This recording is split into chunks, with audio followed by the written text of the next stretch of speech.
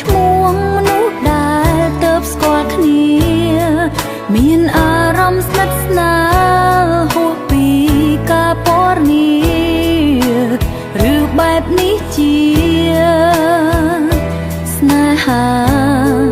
ក៏មានអារម្មណ៍ខុសឆ្គងព្រោះបេះដូងមានម្ចាស់ហើយតែហាមមិនបានឡើយបេះដូងប្រាប់ថាគេក៏ចូលចិត្តខ្ញុំអារម្មណ៍ស្នេហាពេលប៉ះនេត្រាញាក់បេះដូងចិត្តចេះតែនឹកគេមិននឹកដល់សង្សារមានអារម្មណ៍ថាជាស្នេហាដំបូងកើតជំងឺច្រាស់ច្រាខួរក្បាលឆ្លោះបេះដូងក៏អន់ដែតអន់ដងបេះដូងក៏ក្តៅមិនចង់កុហកខ្លួនឯងតែនឹកក្រែងចិត្តសង្សារចិត្តចង់ប្រាប់គេថាធ្វើមិត្តធម្មតាទៅព្រោះយើងពីរនាក់គ្មានអារម្មណ៍ជ្រាលជ្រៅតែខ្លាចប្រាប់ទៅគេខូចចិត្ត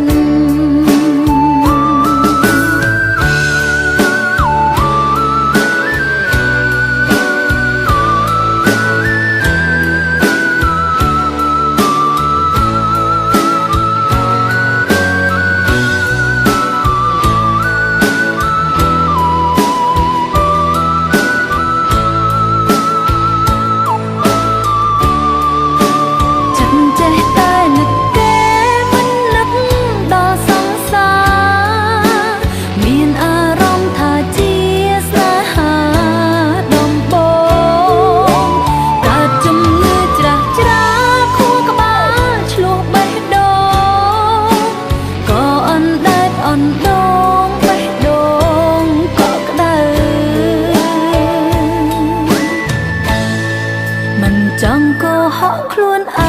ងតែនឹកក្រែងចិត្តសង្សារ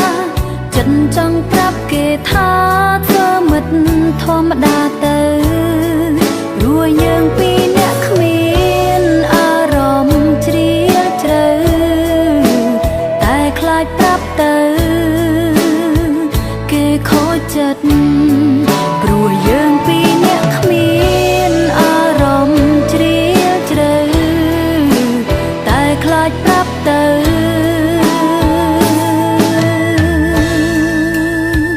គេខូចចិត្ត